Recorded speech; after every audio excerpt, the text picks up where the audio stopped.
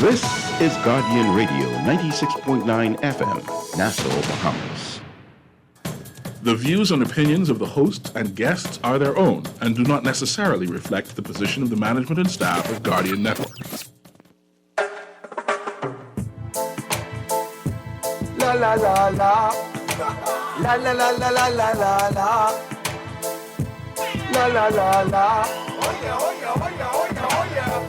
I represent Bahamian people. I from Nassau, Bahamas, big up Bintan, bro. Boy, I from Bintan, bro.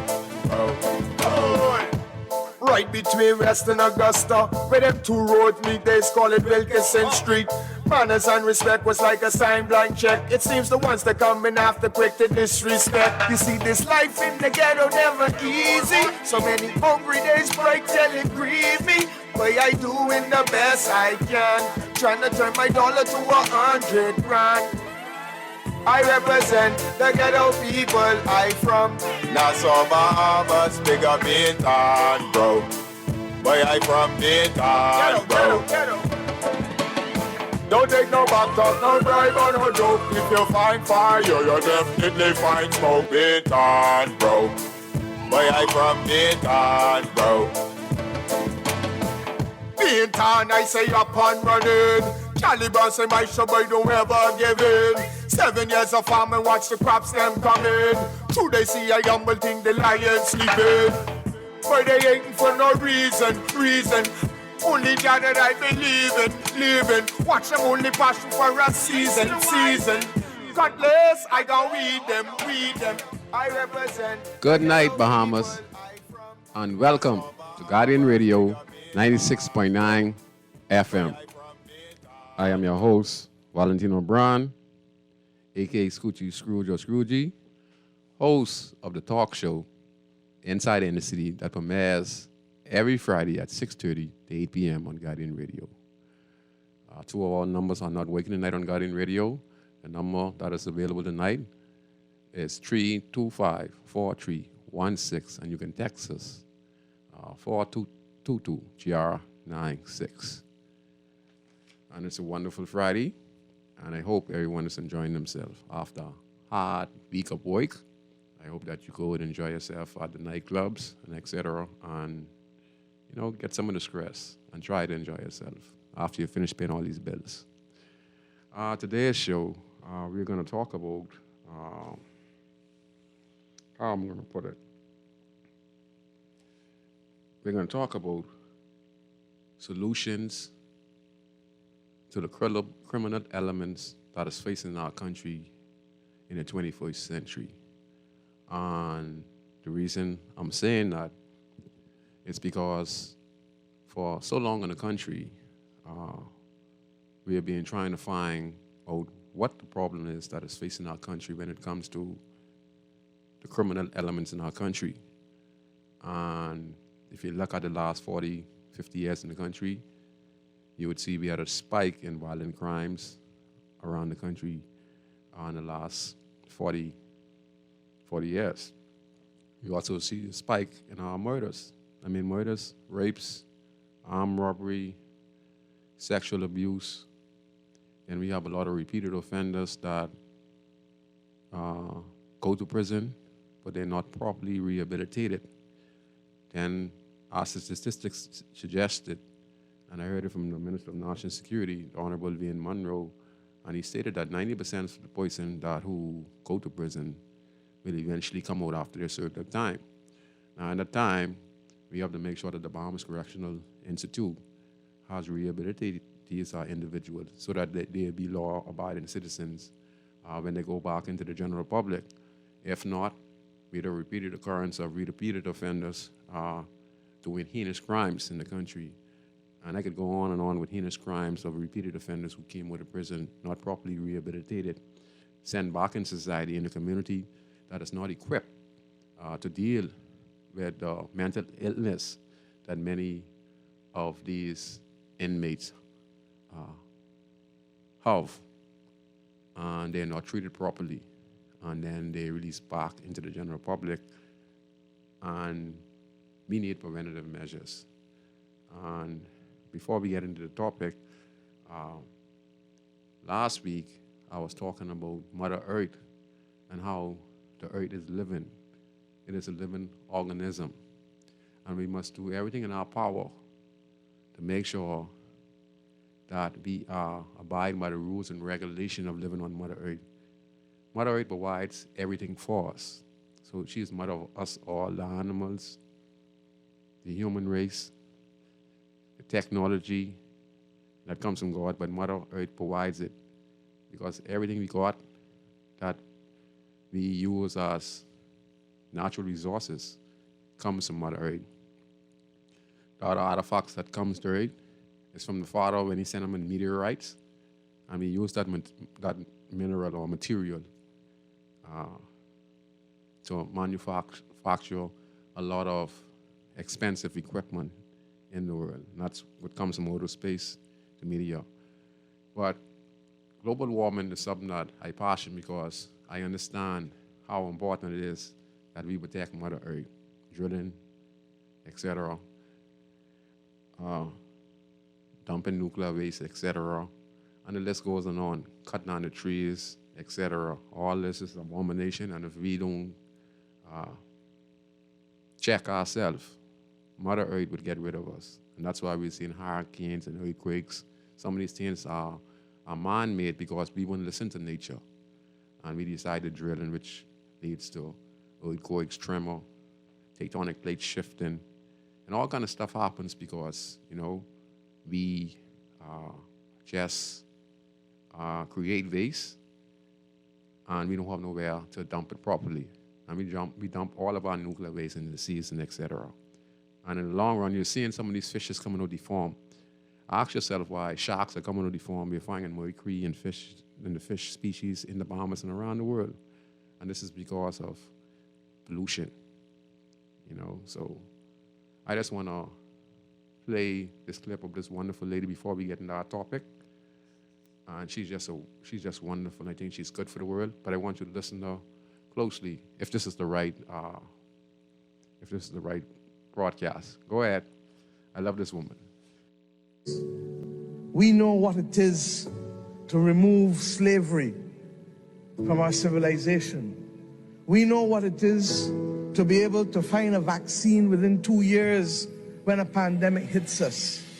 We know what it is to put a man on the moon, and now we put in rover on Mars. We know what it is.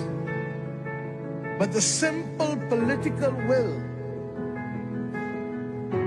that is necessary, not just to come here and make promises, but to deliver on them and to make a definable difference in the lives of the people who we have a responsibility to serve, seems still not to be capable of being produced. This world looks still too much like it did when it was part of an imperialistic empire. We believe that it is critical that we address the issue of loss and damage. But for loss and damage to work, we believe that it can't only be an issue of asking state parties to do the right thing, although they must. But we believe that the non-state actors and the stakeholders, the oil and gas companies, and those who facilitate them need to be brought into a special convocation between now and COP28. How do companies make $200 billion in profits in the last 3 months and not expect to contribute at least 10 cents in every dollar of profit to a loss and damage fund? We have the capacity to choose differently. I ask the people of the world, and not just the leaders, therefore, to hold us accountable and to ask us to act in your name to save this earth and to save the people of this earth. The choice is ours. What will you do? What will you choose to save? Yes, that's the Prime Minister of, what's that, Trinidad? Tobago, right? Barbados, yes. That's Miss Motley. Yes, she is just wonderful. She is a prime example for persons who want to make a difference in the world, not only a country, and she's doing a phenomenal job in a small country of Barbados. Now she's addressing the G20 summit. And listen closely what she said. She's saying, save mankind, right? Listen to this. $200 billion, if you listen to the broadcast just now from Ms. Motley from Barbados. The oil companies and the gas companies made $2 billion in 3 months. And she's saying if we just was to take, 15 or 20 cents or whatever, or the dollar, what we can do to put in preventative measures and find other ways of utilizing the natural resources in the world. And she wants also that if we could give back, some of that $200 billion that also damaged the atmosphere, damaged the sea, damaged the air, damaged the earth core, and etc. And she is right, on this particular issue. And she's speaking very strong. And I highly respect her on what she is accomplishing as a female leader. But she is a world leader. And she means she is concerned about her people. She put her people first, and she's concerned about the world. She's saying that our politicians, we vote them in. But it's our job to take the next generation to the future and stop telling them promises and let us deliver on our promises so that we can make this place a better place. See, we have the power. And only if you're a passionate person who cares about the country and cares about the world, you would put the people first. And then everything else would be added to you. Yeah, $200 billion was made in 3 months, and yet nothing was put for contingency plan in case oil spill or given back to the world. Could you imagine if we was using the money to help feed and to help to bring down poverty and crime? Could you imagine? Yes, our government of the Bahamas has collected $654.3 million in collected revenue in the first half of the fiscal financial sector 2022. That's what we collected. And that is even all investment that has been happening around the country. So I wonder if we're going to say to ourselves, we have a serious issue with crime in our country. If we're going to say, let's gather some of the revenue that's coming in, put something aside to deal with poverty and to deal with crime. And don't put it as a, sovereign wealth fund. Because it seems to me that the sovereign wealth fund is go to national insurance and it goes to other government departments to make up when they're low on funds and etc. So the money is reverted. It doesn't go to the people. And we need to invest in these inner city communities with these community leaders because they're key to the success of the country. We have Shaggy Chipman on East Street. We have Omar Thompson on East Street. You have Dr. Carlos Reed. I'll talk with him in a few minutes doing this thing by the Diplomat Center. You have Greg Burrows.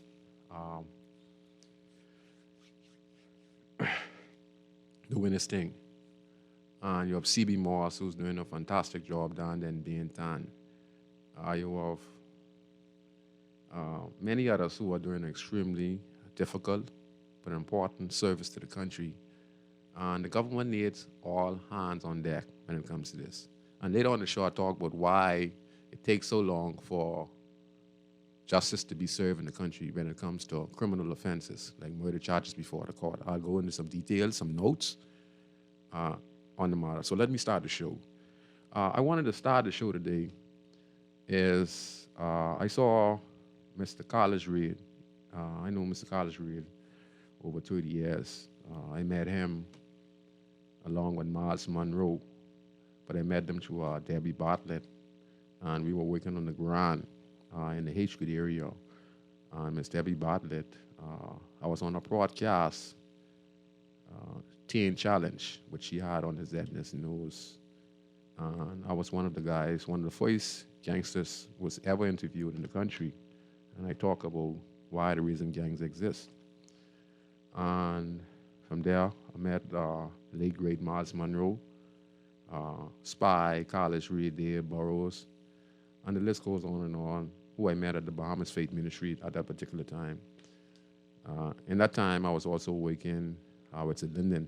I was in my young stage in the gang world, but at the same time, I didn't like what I was doing, but I was always influenced by persons who had respect in the country. And Miles Monroe, Linden, and Debbie Bartlett, they had the respect from us as individuals who were 15, 16, 17, and 18. And we could reach out and talk to them because they respected us too. So we met Mr. Reed and our journey began. Mr. Reed was working alongside Miles Monroe. And since Mr. Reed was like closely connected to the streets, he was able to reach the majority of younger guys on the streets like myself, because I was always willing to help, you know. And from then, we've been talking what the problem is in the country when it comes to at-risk young kids, boys and girls. And we call them gangs. Gangs were like in the 90s. In the 90s, you know, we had hundreds of guys assembled in one spot. We were the first wave of really gang leaders in the country. But even though we were in gangs, there was something much deeper than gangs. So I wouldn't necessarily blame everything on gangs, because I was one of those who helped started a gang, the Border Boys, many years ago. And I watched it transcend in the community from the Border Boys to the Maras, and I've seen different leaders emerge in the community who came out the first gang, the Border Boys. You know, I get my good friend Rafi. You know, I don't like to call their names because, you know, they're incarcerated and I don't want to, you know, put no pressure on them. But Rafi Nemo was up in prison. He was one of the leaders of the group at that time, the Maras. He was a younger Border Boys, then he went on, you know, evolve, and he became one of the leaders of the Maras gang, which was situated right in the H Street area. So this is Border Boys now. They changed name now. It's going back to Border again. But anyway, and I'm seeing different leaders transcending the community after I retire. So the next one come. Then after them, 5 years, if he don't get killed or if he don't go in prison, the next one come. And I watch them evolve. And all these were kids. You know, I was a kid when I got involved. But it goes deeper than that. It was the gang. It was the gang, but it's not the gangs now. You know, so I saw here where Mr. Reed, who was doing a phenomenal job, and I must give him credit because he is using his position of power to talk to the powers to be, to lend a helping hand, to let's get this country right. Let's get these young kids involved with God. But most importantly for me, I think empowerment is key. All of the above combined together, but empowerment is key. So Pastor College Reed, a consultant to the Ministry of National Security, have been doing constant talks between rival gangs amid heightened violence in the country. The murder count currently stands at 108, with the recent death of a 22-year-old was killed on Red Lake. And this is a late newspaper. This is a few days ago.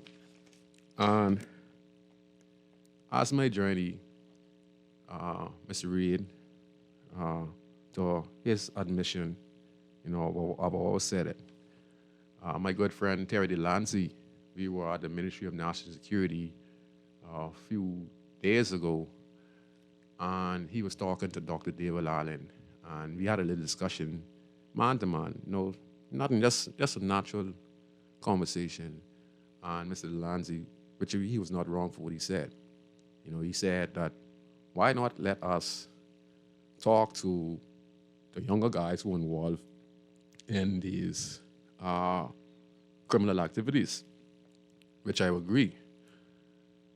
But the only thing I'm saying is that there's nothing you really can ask the young man what we have not already told them over and over and over and over and over in a 20 to 25 year stance when we start to pay attention to the criminal elements in this country. And we was the one who really put the alarm on, me working at Gems radio station and using the airways to express and show you the dangers if we don't invest in the country and in the country's future, what would happen. And actually, I predicted what was happening.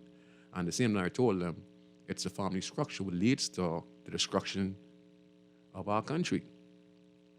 And I said, gangs, to me, is not the problem. There are many guys getting released from prison, and the minute they're released from prison, they're killed on the streets.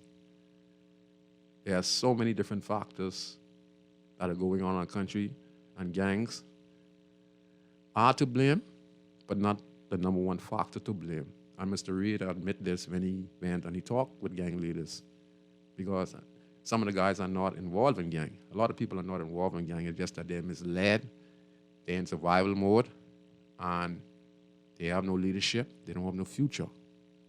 So it's any man's ball game out there. If you listen lately, you're not hearing no gang affiliate names on the streets no more, because guys know saying martyrs or one order, it's a death sentence. So people refrain from that. In fact, every gang is die out. All right, every leader is die out. Either you get killed, or you go to jail, or you decide, no, I've been in it too long, I've had too much close calls with that, and I need to step out. And if you're lucky and you stay out of trouble, you stay from the nightclub, you stay from bad company, you might survive. But eventually all gangs die out. Now in the prison it's a different ball game. Okay? So Mr. Reid just recently stated, that he talked to the guys, and it's not really a part of it is gang related, but it stands bigger than that. It's the fact that the family structure has been destroyed, and it's every man or woman for themselves, and there's no one leading in the right direction. And for me, I think you need preventative measures and empowerment. Yes. And like I said, the government has collected $654.3 million in revenue for 2022. Okay. All right. Yeah, so I just wanted to say that. Let me read the notes. Yeah. Okay. Dr. David Allen and Kiva Roll is doing an extremely good job of giving us the information that I could relate to you on the areas when it comes to our program.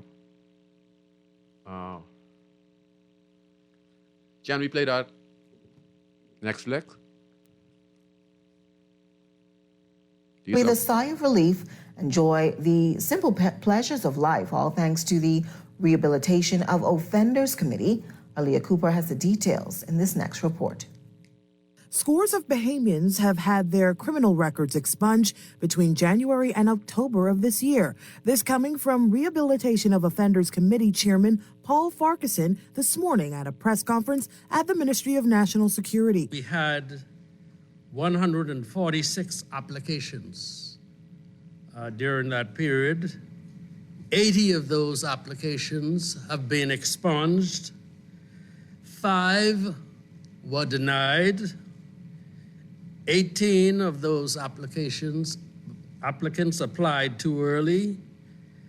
1 person was recommended for counseling, and 21 of them applications have been referred to the prerogative of mercy. He adds that the committee will be interviewing 27 more individuals today, with the majority of their offenses being for possessing small amounts of marijuana. Out of the 27, about 12 or 13 of them are for small amounts of marijuana. He revealed that 26 applications were in connection with curfew violations. Now, back in July, an amendment to the Rehabilitation of Offenders Act allowed for people convicted of emergency order violations to have their records expunged. That said, Farquharson urges anyone wishing to expunge their record in this regard to apply. So how does one apply? There is an application that would ask you to fill out your name, provide a copy of the conviction from the Criminal Records Office. You would need references. Once you present that application, particularly for the curfew matters, it's straightforward. Once you provide evidence of the conviction, your matter will be heard. Now, as it relates to the Family Island, some representatives claim that the process is moving a bit slower. In light of that, Eleuthera Committee Representative Thomas Pinder shares what he's doing to fix that. So the plan is sometime mid next year, I would like to host a workshop on the island of Eleuthera, whereas I can have a few of my colleagues join me on the island of Eleuthera, not only to show the completion of an application, but also to market the expungement committee on the Family Island. Believe it or not, there are a lot of persons that do not know that this committee exists, and I truly believe that this will become a domino effect, whereas we will be almost summoned to touch other family islands. The committee launched in September 2019, but had challenges holding hearings due to the COVID-19 pandemic in 2020. It is comprised of members who review and hear applications for record expungement. Leah Cooper, Eyewitness News. Yes, also, I'm working with former Commissioner of Police, Paul Farquharson, on this project.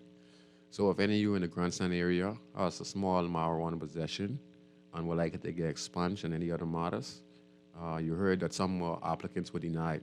But this is a step in the right direction, and these are the people I'm sitting on with and bringing it to the people. So my telephone number is 467-9134. If you're in the Grandstand area or anywhere in the country and you need to get your application form, you can reach me in the Grandstand community, and I personally would give it to Paul Farquharson.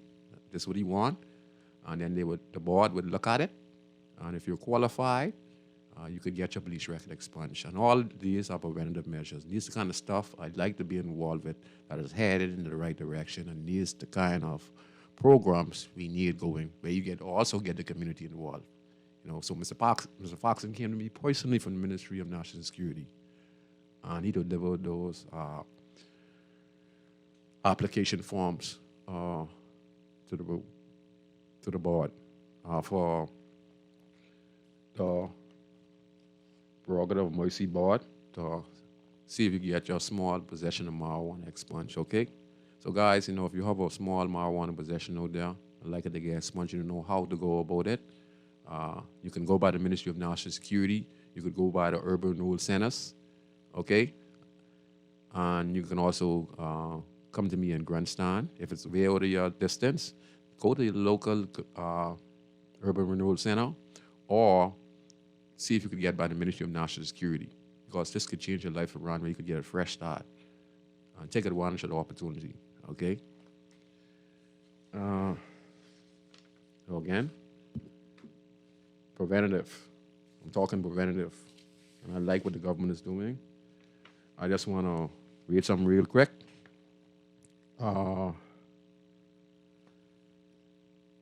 We had a meeting with the Minister, Honorable Wayne Monroe, Dr. David Allen, Willard Barr, Kiva Bell, Dave Burrows, Commissioner Jane Clare of the prison, Ms. Ismaila Davis Delancey, U.S., Brenda Dorset, John Gattesil, Dr. Rochelle Lightbourne, Ramon Ramsey, Mike Russell, Carla Green Smith, Corporal Janetta Thompson, and Sergeant Kendra Wims. They were at the meeting, and we were talking about ways and how we can, So we got some information from the prison commissioner, Claire. He has been at the Bahamas Correctional Center for 29 years. There's an issue with persons who are being electronically monitored, breaching their restriction and returning to the Bahamas Correctional Center. 8 months ago, there were an average of 5 persons being sent daily for violation. Now there are an average of 21 persons being sent daily. There's a staff complications of demand 754 persons to manage 1,254 inmates. Okay, so we have 754 persons to manage 1,254 inmates. A few months ago, it was 1,700 persons in prison. The prison has worked drastically to reduce the amount of inmates being held in the prison, so a lot of persons were given bail. So we have it down to 1,254 inmates in prison. 99% persons are being recruited. 164 Haitians and 64 Jamaicans are incarcerated for illegal landing. Now, an entire block is being repaired as a result. There are no cells out of commission that result in the following: security, maximum, capacity, 72% of inmates being housed, 84. 72 is supposed to be held in capacity, 84 are being held in minimum. Medium, capacity, 250 persons. Inmates being housed, 263. Remand, 180. The capacity is 180. 80 cells, 305 persons. Maximum, 300. Number of inmates being housed, 500. Moreover, there were 61 mentally ill inmates 2 weeks ago. Now there are 74. They are up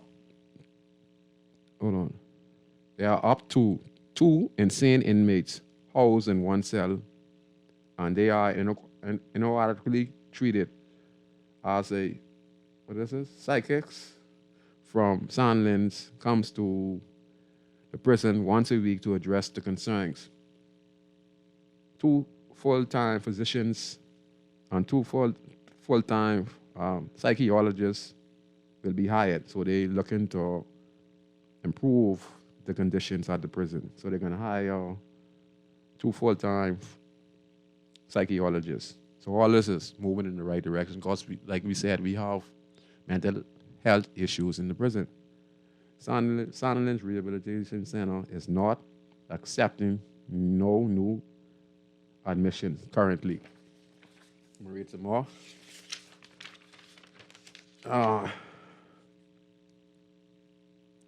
Mr. Monroe, the Minister of National Security, and I'm giving you all confidential information, but I have to talk about the progress to show that we're making progress. And I'm sitting on the advisory board, so these people name and call. We are talking to the powers that be, the minister, so we could help with the redevelopment of the inmates at the prison and trying to have better living conditions and etc. All right? Mr. Monroe stated that the prison has been neglected because people do not prioritize spending on inmates. As of right now, proper extermination does not occur at the prison.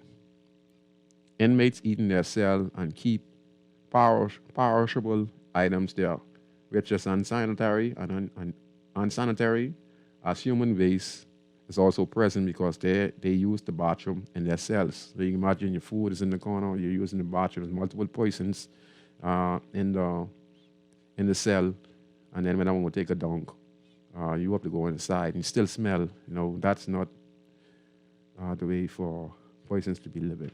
Regardless of what they have done, it's going to make them like animals, and when they come with you, they're going to treat us like prey. the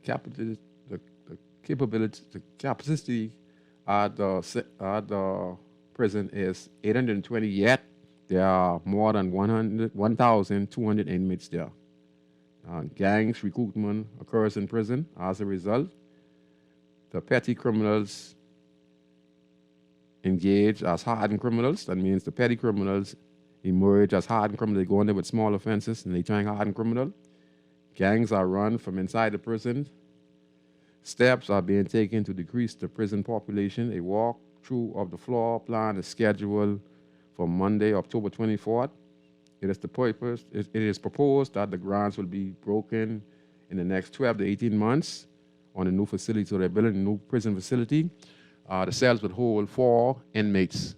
Those who can't be rehabilitated will be put in a cell by themselves, and they will have a psychologist and anything they need to deal with their mental health issues. So the government is taking the right step.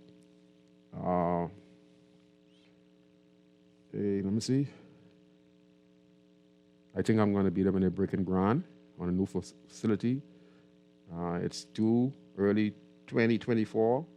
Mr. Monroe remind members of the importance of completing project prior to election season. So the minister is trying to say, you know what, let's do this before the election time, because we don't want no one to say this is because the election time. We're doing this because it's needed, and that's what it's all about. All right.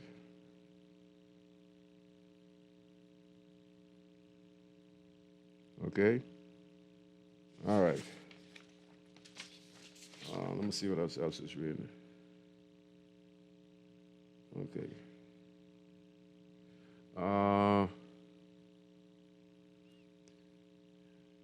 Mr. Monroe also stated there's no formalized parole system in the Bahamas. Any conditions can be set to qualify for parole. Mr. Monroe was on the committee for parole that submitted a report in 2016. Inmates currently on the work scheme are allowed to work from 6 a.m. to 4 p.m. Inmates are only eligible for the work scheme if they are about to be released. Yes, all right. Okay. All right. The commissioner made it clear, stated that in the Bahamas, no inmate will be eligible for parole unless certain programs are completed. So they're not just giving you parole. You're going to go step by step, pass the exams, go before a board, and then you would be released back into society. And I hope when you're released back into society, we have a few centers, we have the church on board, we have a committee to monitor you and help you find your bearings in the community. We're not going to let you just go in the community and not working and let you stagnate in the community and turn the community into a crime-infested community again. No, we're not going to do that. Let me see. Yeah, okay. You saying that is correct? Yeah. Yeah. Okay. Mr. Clare also said, you must make inmates feel like they are human again. As of right now, because of a lack of resources, only 1% of inmates are being affected by the program at the Bahamas Correctional Center. Flushing toilets, beds, bigger classrooms, and more programs will be incorporated in the new facility. So they're upgrading. They're going to make toilets, more flushing toilets. They're going to have beds, they're going to have bigger classrooms, and more programs be incorporated in the new facility. In terms of contraband, Commissioner Clare stated that more than 645 cellular phones were found between September 28 to October 20th, 2022. 9 cellular phones and a small amount of drugs were found in medium security just a few days ago. There's an issue with corrupt. He also made statements. He is not holding the punches of corrupt prison officials who smuggle in contrabands in the prison on cellular phones. Man, 600 and some cellular phones. Okay? It's crazy. So all this is preventative measure, and all this is what I'm all about, and I like this kind of stuff. So I'm just giving you some real information. I don't want to go in, All right. Okay.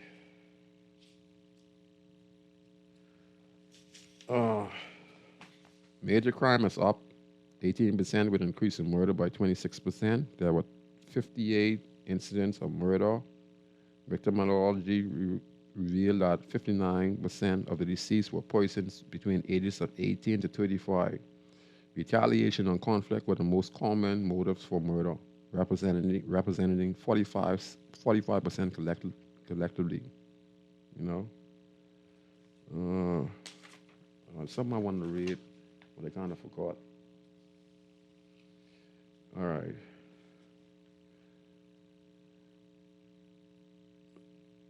The Violence Interrupter program is something that Mr. Reid wants to help come back, and it looks like it's on screen. We were informed that it costs $100,000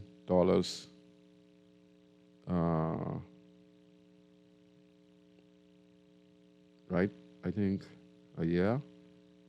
$100,000 a week to feed persons at the Bahamas Correctional Center. Listen to this, people. It costs $20,000 a year to house an inmate. Yes, people. It costs us $20,000 a year to house an inmate. For 30 years, this cost escalate to $600,000 for one person. $600,000 for one person. And what is this? Hold on. Let me see. Hold on, lie. Hold on.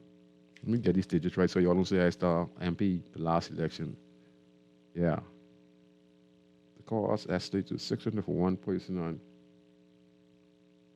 Yeah. I think that's, for one person on. $600,000 for 10 person. Members was implored that we have to change the trajectory we are on. We must find preventative efforts. Talking, resolve issues. We need sustainable efforts. We have to empower the youths. Yeah. So it's not gangs. We have a social issue in the country, and we need to put preventative measures. Building a new prison is a preventative measure. The prerogative of mercy, spared by former Commissioner of Police Paul Farquharson, is preventative. Okay? Second chance is preventative. Okay? Now,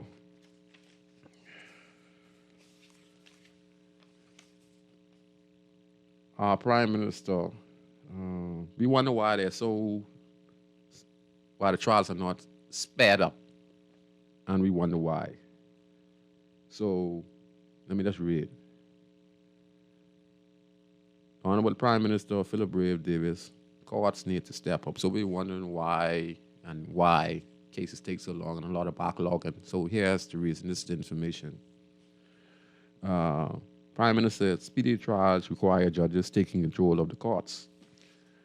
Prime Minister Davis called on the courts to step up regarding hearings, murder cases, and pleaded with him to stop making excuses to get on the jury duty. Davis was asked about the recent spike of murders involving people on bail and what was his administration intends to do to address the matter.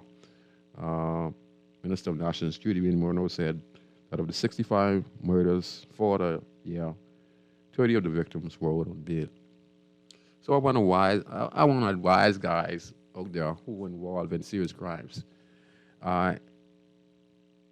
Listen, as long as you're involved in gun fu and you like talk, you're going to be a victim. And it's hard to believe that you pull the trigger, it's going to get touched from someone else just like you, if you keep it up. That's just the way it is. The streets don't respect nobody who don't respect the streets. I don't care how bad you is or how hot you is. One day you could go there and shoot 10 people, kill a few, hurt a few. One day, it's going to be your time. Trust me, or you're going to be lost in jail.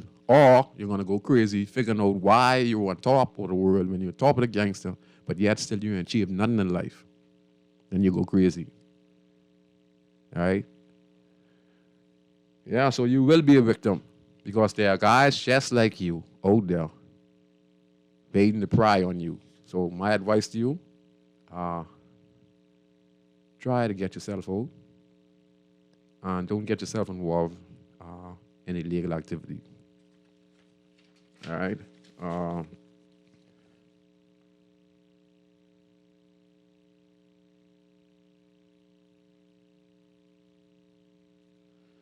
During a press conference, Prime Minister is a good man. You know, David said, I am not one to take any glee in the fact that persons who may have been killed was known to police or on bail. All lives are important to me. It is a multifaceted situation. The courts have to pay more attention to persons who are going to be out on bail.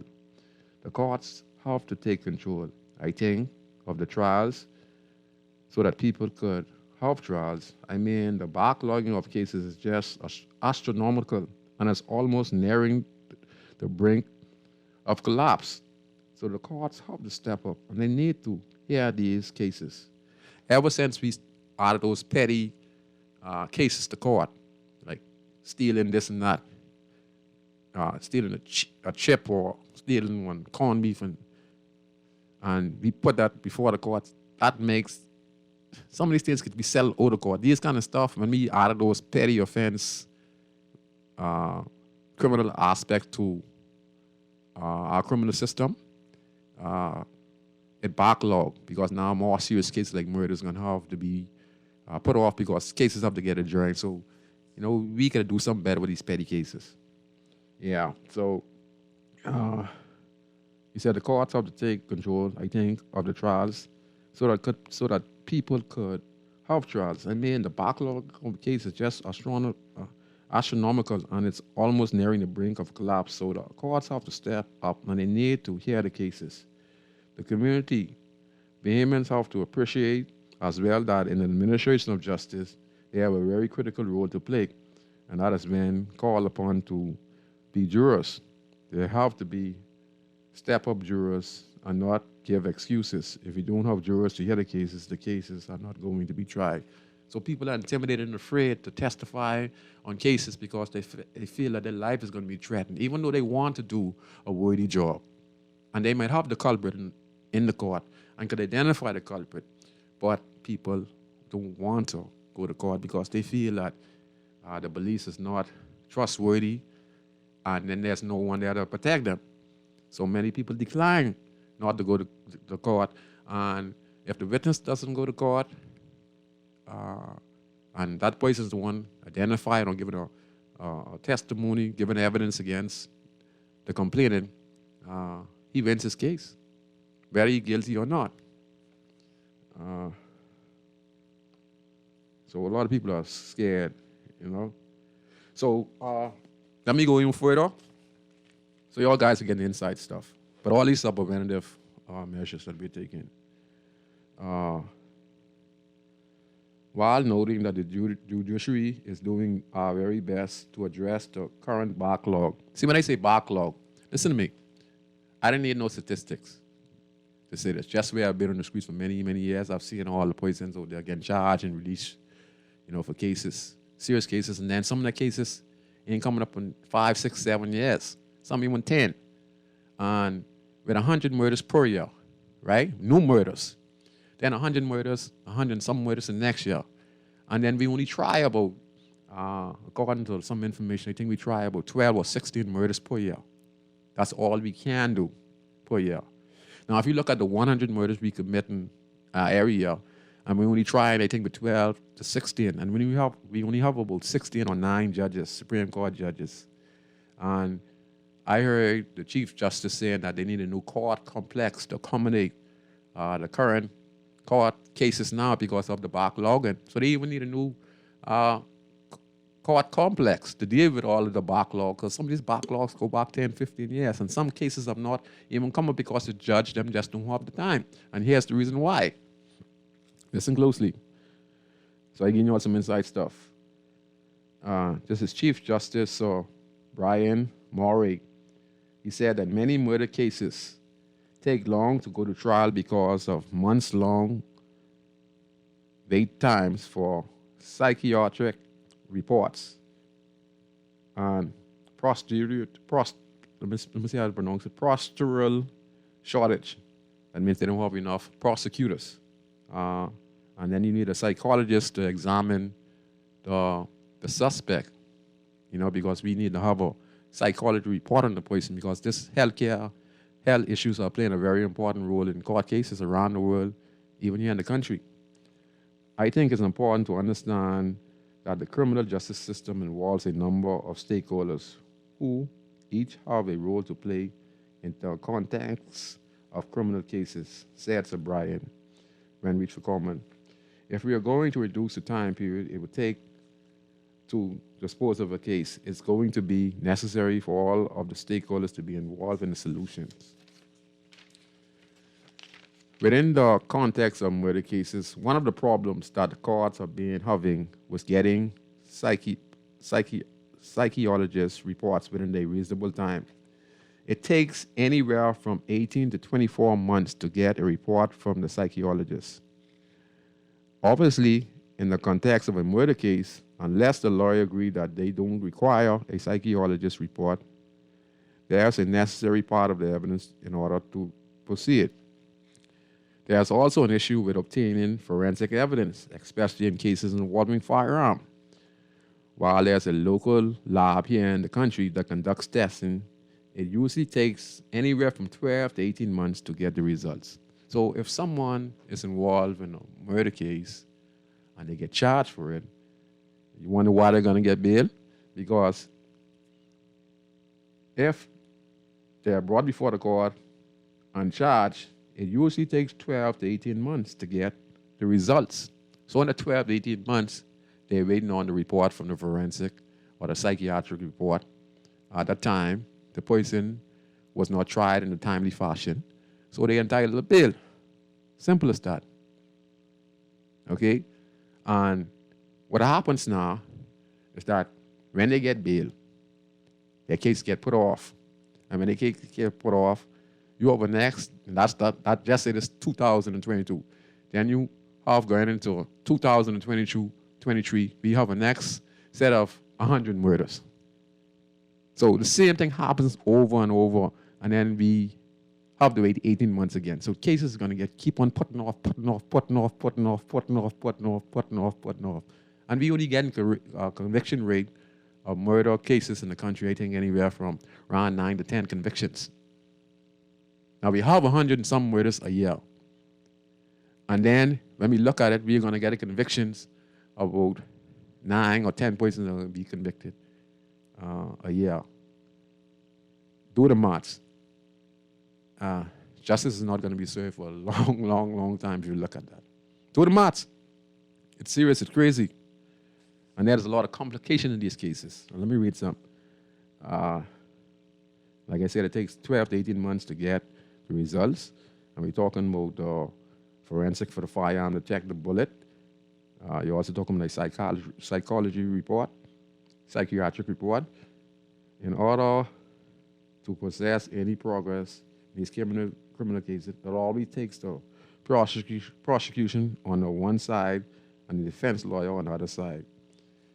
There have been serious shortage on staff at the office of the DPP. I think that's the Attorney General and the acting DPP have been addressing these issues. But again, the pace at which a case can be dealt with is somewhat related to the resources of the prosecution agency. These are out of the control of the courts. So it's out of the hands of the court,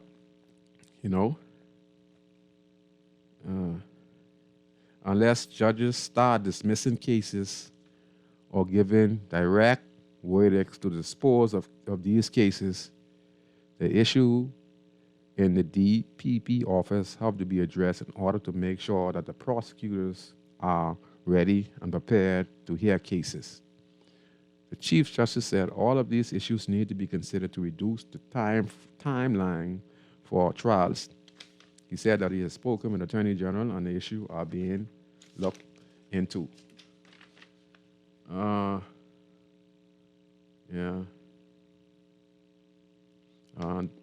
Again, the Prime Minister said that the courts have to pay more attention to people who are going to be out on bail. The courts have to take control. So you see, the judges have to be able to dismiss cases. And then when we took the power of the magistrate hand, and then we have the refer matter to the Supreme Court, the judges and magistrate only could deal with certain cases. So we kind of know, back and forth. Yeah. So that's some factors beyond court controlling the slow cases. So that's what we face in the country. Wow. 7:26. All right. Something else I want to say. All right. I talked about how much the prisons already hold. Like I said, gangs is not our biggest problem. Our biggest problem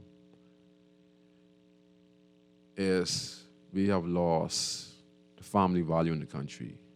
And I feel that, again, people say go talk to the younger guys. What sense can you talk to younger guys? If we go talk to these young guys, just say you get a group of gang leaders, you sit down at the table, you get them from all areas, right? And you sit them down at the table, if you could get them there. And some guys who I think they're talking about gang leaders are not no gang leaders, because I can tell you this now, there aren't many gang leaders out there, okay? There aren't many out there. They're just people who stagnated, who are saying they're leaders, but they stand on one street and they're no leaders, all right? The last set of leaders I know about was us back in the 90s when we had hundreds of guys. Today it's just pockets of guys who looking to find a way and making bad decisions, bad choices. I think that we need to find preventative measures. And like I said, I'm going to give you some of those. Having a group of guys sitting on the table and you're saying, what is going on? Well, we should know what's going on. It's just petty stuff. What you need is a gun, or this guy and I'm shooting his brother, or something happened similar, selling some drugs, or two persons can't get along, and etc. So how are you going to be able to deal with that? All right? How? What are you going to do? What you going to offer these guys? What programs you get after you sit them down to the table? What you're going to have to do is find ways on how we have something to offer, not to the UN gang leaders, We have to have some offer to society, so to make everyone have an option and a choice that you could go to spot if you decided to be positive. I get a caller? Okay, I'm going to take this call. Go ahead, caller. You're on Inside the Inner City. Yes, sir. How are you today? Oh, how you doing, Mr. Thompson? Listen, I was listening to you. I just tuned in. I hear you talking about the Attorney General, the Director of Public Prosecution. Yes. Who is not independent. Let me just put that out there. The Constitution does not make the Director of Public Prosecution an independent personality. Mm. The Director of Public Prosecution is subject to directions from the Attorney General. Mm. In fact, if the Attorney General gives him 1, oral instructions, 2, written instructions, 3, he has to carry them out. No ifs, no ands, no buts. Yes, sir. What he has independence to do is he can deem in his mind who it is he will decide to prosecute.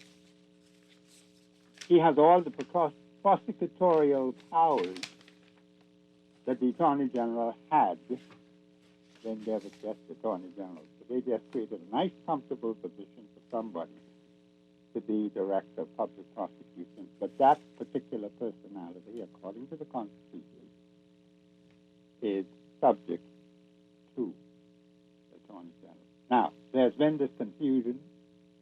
I don't know how the Minister of National Security get mixed up in this, but that's not his ministry. He said that certain police officers were complaining to him. Those complaints ought to go to the Commissioner of Police. I understand that there's a problem in the Office of Attorney General with prosecution. That's not a matter for the Minister of National Security. That doesn't come under his jurisdiction at all. You have two separate ministries there. Yes. Ministry of National Security.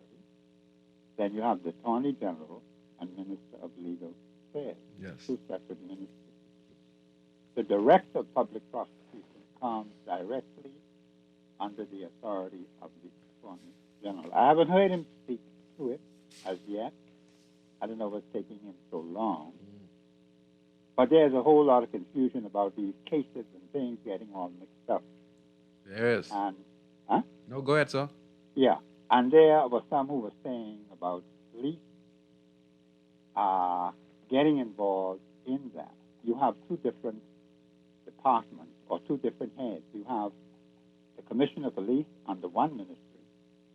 You have the Director of Public Prosecutions under another ministry. If there was a problem, those officers ought to report to their boss, the Commissioner of Police. If the minister was getting complaints, as he said he got, and he made it public, then he ought to quietly speak to his minister, who is the Attorney General. That should have never come out in public. All right? And it should have been settled in that way, but it was not. And unfortunately, you will find that there have been constant contradictions by the ministers in their portfolios. This particular one, who's the Minister of National Security, ain't sure whether he's a lawyer or prosecutor or judge or magistrate or whatever. But he is in the office of Minister of National Security. He's supposed to be carrying out the will of the cabinet. In fact, he has overall direction and control of the Ministry of National Security. Yes, sir. I think a lot of these ministers understand how important that is. See, they got all these people in there, director here, this one there, that one there, parliamentary secretary, and all of that. Constitution says very plainly, the cabinet has one. Overall control, one. Overall direction, that's two. Of the government, three. So that minister in that cabinet, when he goes to his ministry, he has the same powers, overall direction, overall control of that particular ministry. So whatever ever happens in that ministry, he is ultimately responsible. That's not happening in our country. All kind of confusion. Either director or some senior personality, they kept layman. Anytime when there's something good to report, the minister comes out and takes the credit. So you have to take responsibility for the negativity that occurs in your ministry if you're going to take responsibility for the positive things that occur in your ministry. It would be better, Scrooge, if these fellows would follow the Constitution. I don't think they know the Constitution. They're not even looking at or understanding their constitutional authority. So we have all this confusion and people getting lost. You don't know what is what. But the Constitution is there to guide you, not a piece of paper that somebody writes crap on and give it to you and say, follow that. Okay. And, of course, the Director of Public Prosecution has tenure in office. I think it goes for 5 years. And then that particular personality could be renewed for another 5 years. So that's, of course, up to government to do that. And I just thought I should bring that out because when it comes to running this country, we are not following the Constitution. When I say the we, that's the government of the Bahamas. If they were to follow closely the Constitution of the Commonwealth of the Bahamas, we will have a better country. And that's the weakness of the personality, not the system, the personalities who are working in the system. That's where the weakness is. The weakness is not in the Constitution. The Constitution is straight. Yeah, it's The Constitution is always right. It is never, ever wrong. Some people want a Constitution they could put in their back pocket. I say no, sir. That means they would be controlling everything. So you and I have no rights at all because they got it in their back pocket. When they feel like pulling it out, Yes, sir. they just pull it out. When they don't feel like putting it out, leave it right there. So you stay right where you are. Yes, sir. The Constitution doesn't operate like that. It's the supreme law of the land. Yes, sir. And any directive or any law passed by Parliament or any directive from any minister that goes contrary to that Constitution, that directive and that law is null and void. It means nothing. Thank you very much. Absolutely void. Thank Okay, Scrooge, you take good care now. Thank you very much, Mr. Thompson. Always educational law that you call in and teach us a thing or two. Yes. Thank you very much. Yeah. But we see the problems that the departments are facing and the staff at the prison. And we heard that in the prosecutor's office, Attorney General, they are also understaffed. And like I said, and we talked about the backlog. We heard the Chief Justice talk about the backlog that is affecting us. And cases can be tried in a timely fashion. And we must remember that people who convicted has 3 times to appeal, as we saw in the Goodman Ferguson case. We saw where he made about 3 appeals and he was trying for a 4th one. He got 3. They denied him the 4th one based on there's no more evidence that he could present that is going to overthrow his conviction for the murder of Marco Archer. And this was to prolong the cases because murder cases are not easy to try because there are a lot of technicalities in it, and the prosecution team and the Attorney General team has to make sure they follow the proper guidelines. Mr. Thompson talked about the Constitution. I think that many of our ministers, like you said, don't know the Constitution. And even if they know the Constitution, they just basically use, how I would say it. Mr. Thompson said, that they are not independent, okay?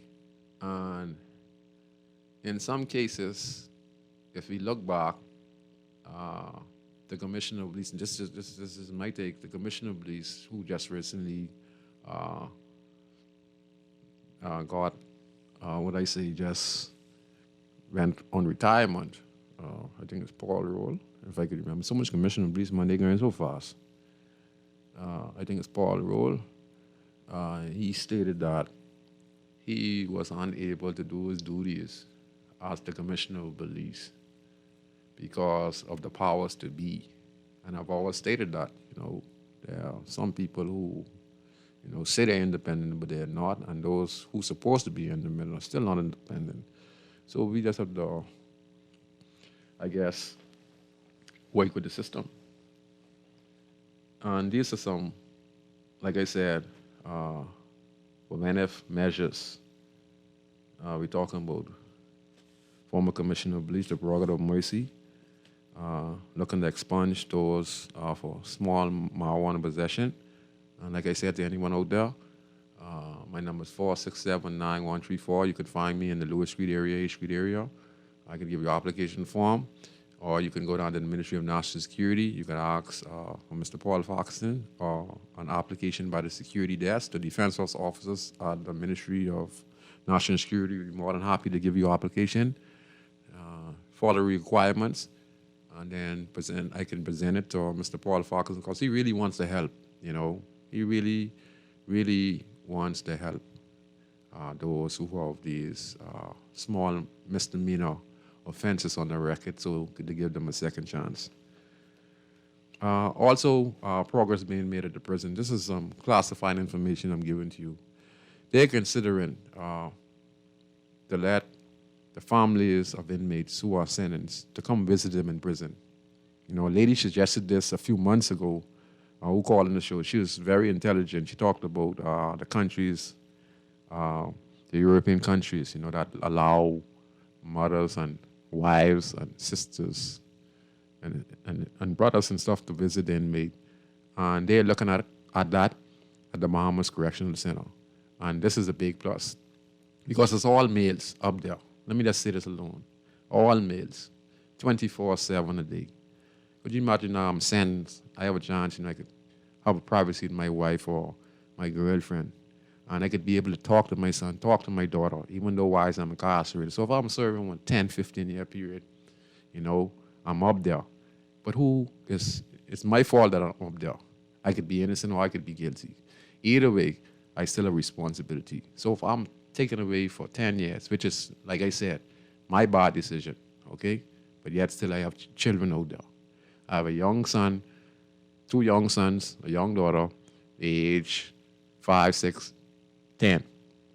Who is going to talk to them and guide them and tell them they're doing something wrong? Who is going to talk to them when their mother is telling me, the boys ain't will listen. Every time I tell them stay inside or wash the dishes, they won't listen because the father's not around, right? This will give them a great opportunity now to go see their fathers at prison. And the fathers could say, hey, in here, I'm going to tell you, y'all don't want to come in here. Let me give you a prime example of what's going on in here. See the boy over there? Just come to prison. See all them jokes on him, he get joked up. See the one over there? He got raped in prison. See the one there? He gets 66 years in jail. You want to be like that? And look at me. I said, Daddy. Huh? And I can't walk with the dog. Look at the dove. You see the bird that fly in the tree? He come in the cell and he teased me. The bird comes in the cell, man and woman bird, and they have sex right in front of me, tease me, and then they fly through the window and they go, but I can't go through the bar. And we need this kind of encouragement. So this is a good program too they're looking at. I think this commissioner at the prison, Mr. Clare, is doing a wonderful job of bringing positive solutions. And many people say, well, why you won't treat them like that in prison? Listen, a lot of guys out there who are in prison, listen to me, they monsters, all right? They ain't human like me and you, Listen to me, let me tell you all this. And I'm going to give you all the reference. The people I just call these few person. Marvin Martin, Meat Man. I was talking on Mr. News show a few months ago, and I mentioned Meat Man. He was one of the leaders of the Gunhawks a few years ago, and he was just a hitman. But he got killed about 3-4 months ago. He got killed, and he was a menace to society. And he been going to jail from the age of 13. And he was a monster. He was just like my friend Samuel Muzi McGinsey. They went to prison when they was 13. And 2 of them got shot with a hail of bullets. Muzi got shot 15 times. Meat Man, Marvin Martin, he got shot twice, back to back, and the last time he died. Then we got my friend Timothy Cole. He was convicted by the murder of Inspector Batch. Okay? And he got about 30-something years. Okay? Just those 3 alone. But if you look at their record, you'd see where they've been in prison from the age of 13, 14. And you thinking they're human.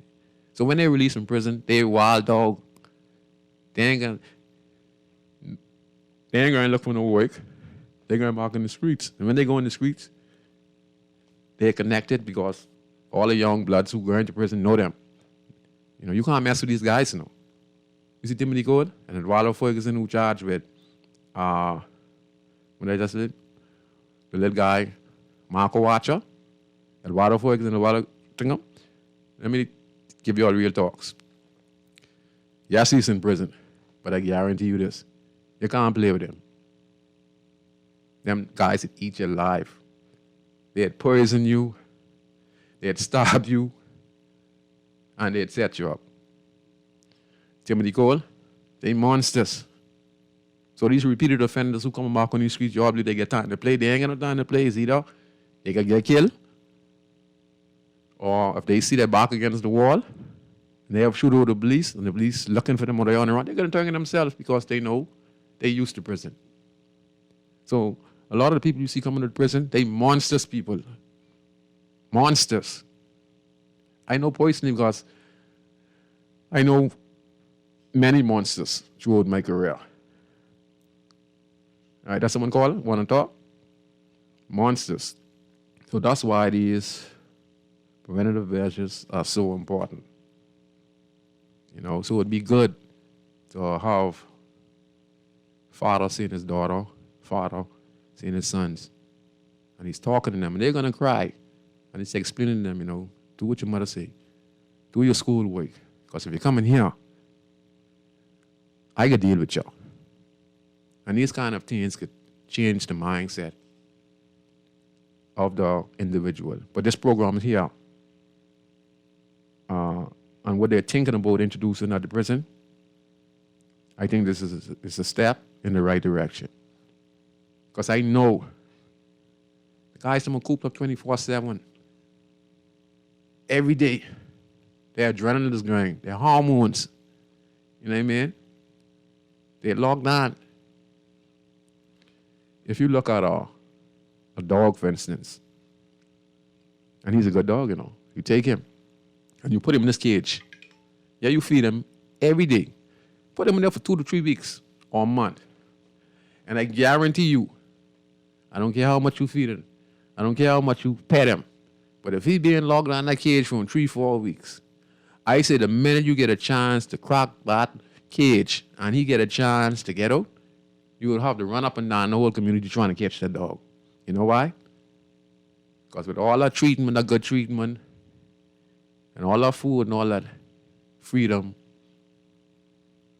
it's the most important thing. Your instinct to kick in. So we're having people caged up there. Many of you might say they rightfully deserve it, but they're looking at the fact that 90% they say they're going to come out. So with these preventive measures by the government, second chance, parole, and like I said, you're not getting a parole just like that.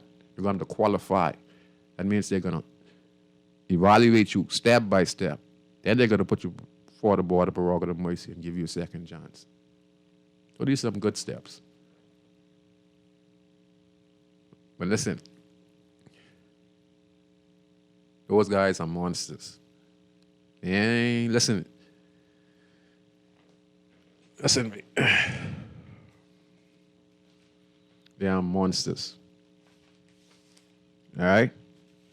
They don't play no games. It's either they get killed, or whilst they out, they're going to do some damage, and if they get catch, they could go relax in prison. So we must understand on why we must have rehabilitation programs in the prison. And we must have empowerment in the community. We have to make sure these communities are self-sufficient. We have to make sure there's community centers. We got to find a way how we can find employment in these communities. And we got to make these communities a place where there's opportunities for its citizens. We have a high unemployment, and we need to try and see how we can boost it in our country. I'm doing a plan now in my specific community. I look at it from a perspective as to say, you know what? You're talking to these young men, and you're asking them what the problem is. And they're going to tell you, I want some work, but we can't find no work. For me, who closest to Bay Street, for us who closest to Mason Addition, for us close to being down, I know what we can make happen. The tourism industry is our bread and butter. If we develop our community right and we teach them about the importance of having guests come in our community to spend some American dollars, that the guys can be able to learn trades in the community, create spaces in the community, and we could do doors, and we could have an economy in our community. And this could bring down a reduction of crime in our community, but also provide an opportunity for those who are unemployed and can't find a work. They can't find work in this part of the community because we're closest to Bay Street. Now, I don't know how going further out, if people could come up with creative ideas on their specific community and how they can make it creative start small businesses in the community, that'd be a plus. You know, also encouraging small businesses in the community, because if we have a lot of small businesses in the inner city community and we're shopping and spending with one another, and we get a tourist coming in the area, and we spend into the barber shop, we spend into the restaurant, we can hire other people in the community to clean yards, and, you know, because we have money to go around and say, you know, if someone needs something, instead of stealing, you know, and I have a restaurant and a little trash out there, I could give a young guy out there on $250 or $260 a week just to keep the corner clean, to keep him out of trouble. Then the guys who are doing little violent crimes on the streets and they can't find no way, well, I could hire them as security officers, because I guarantee you I know guys in that field, and if they're given a chance, and it makes sense to them, they'll be the ones who walk in the tourists, showing them around the community, and escort them back to the community until around 5 o'clock. The same guys, so we could hire them as security. You know, everyone could be useful. You know? It's very important. You got a call? We're going to take this call real quick. Go ahead, caller. You're on the side in the city on Guardian Radio. What's up, man? Everything all right, sir? Good. It's very enlightening program tonight, and as usual, and I am very happy that you reiterate to some of our politicians that some of those guys up there, they really want to monsters. no amount of rehabilitation. If you can help them. To help them, some of them, you understand? So they need to be very, very selective as to who they rehabilitate. Yes, sir. And while I'm on that note, it is good that they're trying to rehabilitate these criminals, a lot of criminals, right? But there's never a conversation about who is trying to assist the victims of all of this. I have yet to hear a program or conversation geared towards helping the victims. There's hundreds of victims out there. You know? And it's sad because we bending over backwards to expunge records and to do this and rehabilitate and do that and cut sentences short. But the family that has lost the breadwinners, the family that has lost that baby, that child. Yes, sir. Who checks for them? You're correct, sir. And I think... Go ahead, sir. Thanks for taking the call. I'll hang up and listen to your Sir, response. I agree with you 1,000%. Because, like I say, this is why we have a lot of retaliation killing in the country now, because of what the gentleman said just now. You know, we are doing all this for those who are less fortunate in making bad decisions and choices, and reducing their sentences and etc.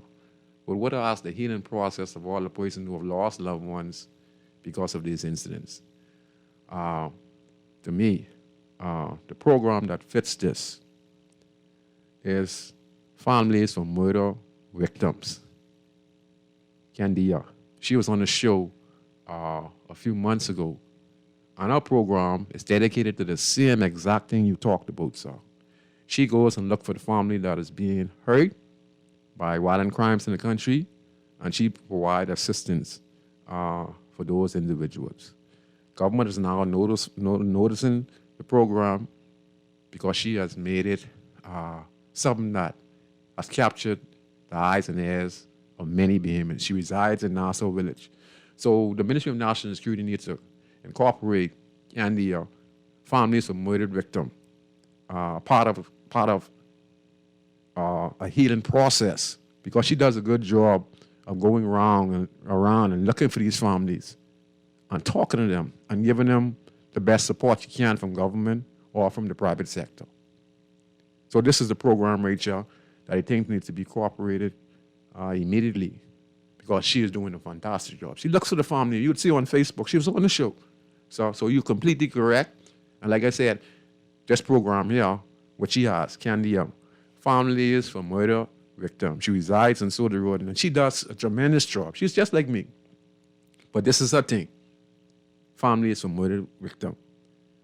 And that's what she does.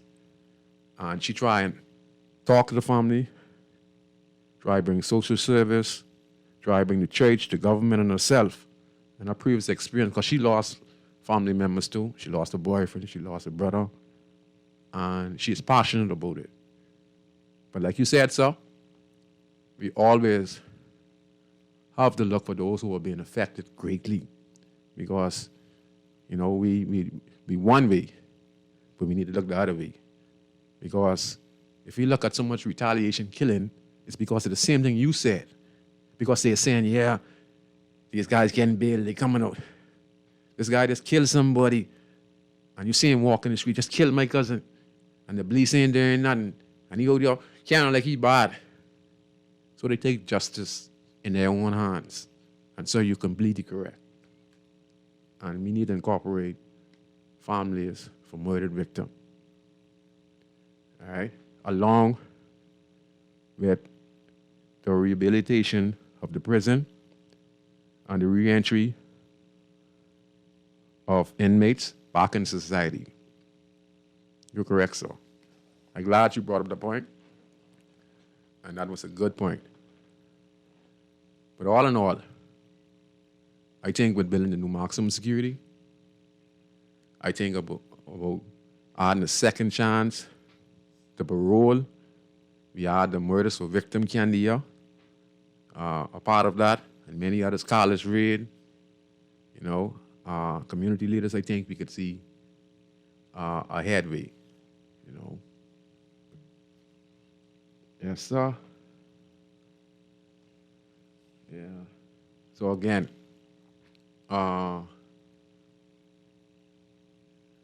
gangs and talks to curb violence, talking to gang members isn't making no sense.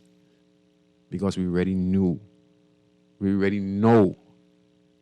what the young guys are going to say. There's nothing that they're going to say to anyone in this time that we have not already told 30 years ago.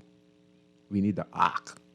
And ARC means helping these programs, developing the community, rehabilitating the prison, and decreasing the amount of persons going to prison. So we get it down to 1,200. We have to keep on working to see if we can get it down to at least 500. You understand? We have to keep on working on it. We got about 400 to 500 inmates out. And I think those 1,200 came down not because of no program, you know. I think they came down because those guys got killed. That's why it's down. Because a lot of those guys were real monsters. And if you see, so I guess in that 1,200, that going down from 1,700 to 1,800 to 1,200. And I'm guessing a lot of those guys got killed. And that's why it's down to 1,200 right now. And that's what the caller's talking about, you know. So when he's saying, you know, some people need compensation, they need healing. So, sir, their healing comes from retaliation, you know. Because no one wants to be around in the streets and see someone who killed their loved one walk around the streets and they're not sentenced in prison. And knowing we know it, we know they do it. And they're walking around, hanging around the streets. And then, you know, talks start where that boy killed my brother. And then someone gonna say, but Scoochie, plotting on you, you know, he done talk to me and say you done kill your brother. So now it goes right back to the same guy who killed my brother. I just talking naturally. And then he already done kill. So now I don't know you didn't kill. And he seems to me like he ready to get rid of me. So since he already done kill, I'd rather take my chances, get rid of him. So that's what's happening. So I want to encourage, a female was shot today on Gold Alley in my community. It was a drive-by, there was a passenger community. And this female, she must have picked up about 6 or 7 shots. And they were shooting at her boyfriend, and he was able to get away. And on the scene, there were 25 spent shells. So I want to say this to our females out there. Females, please be very careful who you're traveling with. if you're with your boyfriend and you know you have beef with other guys, preventative measures is better than being a fool. Don't travel around in the car with your boyfriend if you know guys are looking for him. You understand? I don't know how I'm going to put this. Be careful who you like. You know? I know you love people and you might love the guy, but he's a gunman. If he don't have a future where he ain't thinking about putting on the gun and trying to start his own business or starting work where he could have a family, but he always talking violence and talking about he will kill somebody and you with him, his ways is going to pass on to you. And whenever someone comes looking for him and they want to get him, you're going to get caught in the crossfire. So females, please be careful on who you get yourself involved with. Look for someone who has a family structure, looking to marry you, looking to be your leader, to lead you in the right direction, not to abuse you, not to take advantage of you, but to talk to you and say, baby, put on your seatbelt. Baby, go to classes, baby. You know? Friday come, let's think about saving some money and go travel the world together. These are the kind of things you got to look for in a boyfriend, okay? These are the things you got to look for. Stop putting yourself in harm's way. Because the same way your boyfriend moving around hurting people, there are other guys who are just like him, who he hurt, so be looking for him. All right? And that's the streets. What goes around comes around. So ladies, please be careful on who you allow to be in your life and to be around your children and around your family. And the mothers, also talk to your sons. If you know they're involved in illegal activity, they come around with guns around your house. One day, what you allow is going to be a downfall for either your son, your daughter, or yourself because of what you allow. You understand? So when you see your son come in the yard and he has a gun, tell him you have to leave. I know you love him and all that. Because there are going to be consequences. And you have other children. Okay? So the music is playing. I just want to say to everyone, I hope you enjoyed the show. There are a lot of positive programs in place to deal with the crime issue in the country. And again, gangs is not the main problem. The family structure is the main problem. Until we can rate small businesses, help encourage and empower Bahamian people with small trades so that we can become a nation again where we have a man at the head, woman right on the side of him, sons and daughters, aunties and uncles, and we'll be all right. So I hope you enjoyed the show. I'm Wellington O'Brien, a.k.a. Scoochie Scrooge or Scroogey. I'm the host of the talk show Inside the Inner City, and I'll see you next week on Garden Radio. Next week, we'll have Jackson Clark come. You might know him as Tupac. He resides in Baintown. And I also have my friend Minnie come in. We'll have 2 segments next week. Jackson Clark is the young man 15, 20 years ago. They call him Tupac in the Baintown area. He's going to talk about his prison experience. And then I'm going to get him to talk about, this is big. Many years ago, he was a young man involved when he escaped from police custody downtown Bay Street, where he shot at the police. To get away when his girlfriend gave him the gun while he's in custody, and he was able to get away from the police officers. Downtown, he had a shootout downtown by the court complex, and then he had an exchange of gunfire on East Street, where he was shot by off-duty police, and then he was put in custody, and he served a 15-year sentence.